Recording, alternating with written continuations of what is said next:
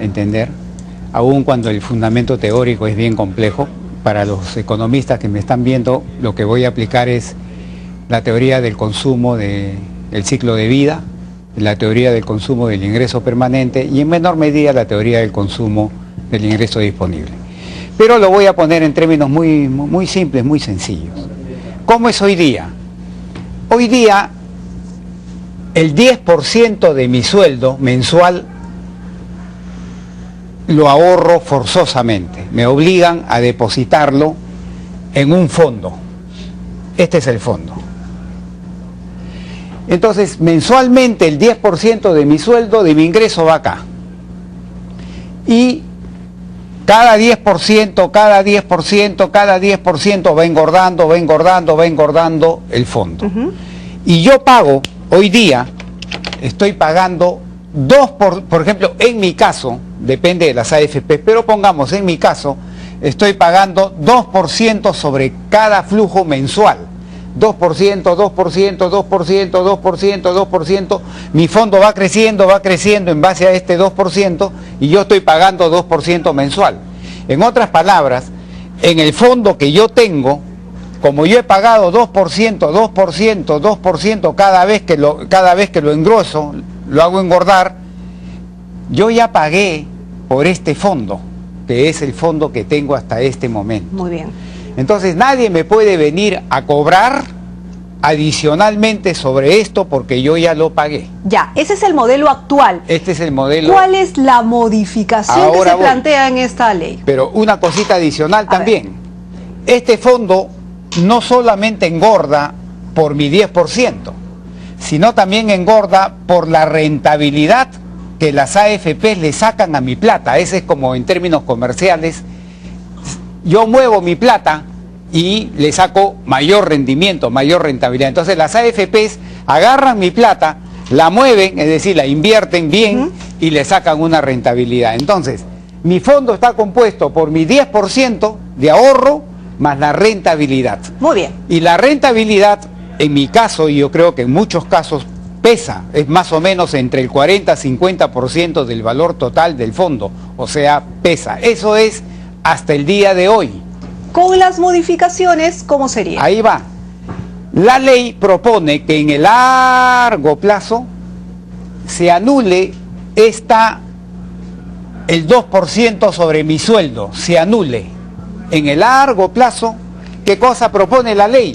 Que me van a cobrar un porcentaje sobre todo el fondo, sobre el valor del fondo. Entonces, ya no me descuentan de mi sueldo mensual, sino me están descontando sobre el valor del fondo.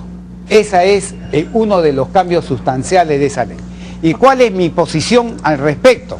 Es la siguiente, que cuando a mí me cobran 2% de mi ingreso mensual, el fondo no me lo tocan. ¿Y por qué yo no quiero que el fondo me lo toquen? Porque si me tocan el fondo, es que de este fondo, de todo este fondo, es que sale mi pensión cuando yo sea viejo, cuando yo me jubile. Del tamaño de este fondo va a salir mi pensión. Si el fondo es chiquito, mi pensión será chiquita.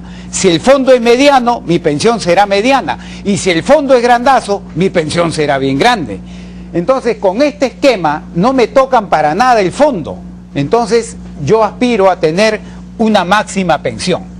Con el esquema que está proponiendo la nueva ley en el largo plazo, te están diciendo, ya no te afecto acá, pero te voy a cobrar sobre el fondo. Entonces, el valor relativo de mi fondo, como le está sacando un porcentaje, lo voy a afectar. Y si voy a afectar el valor relativo de mi fondo, entonces también voy a afectar la pensión relativa que puedo obtener, me la va a reducir. Entonces, en términos muy simples es lo siguiente: cuando a mí me cobran 2% sobre mi ingreso, me están afectando mi consumo hoy me están afectando. ¿Por qué? Porque si me cobras 2% sobre mi sueldo, lo que me llega al bolsillo es menos el 2%. Y si me llega menos plata a mi bolsillo, puedo consumir menos hoy.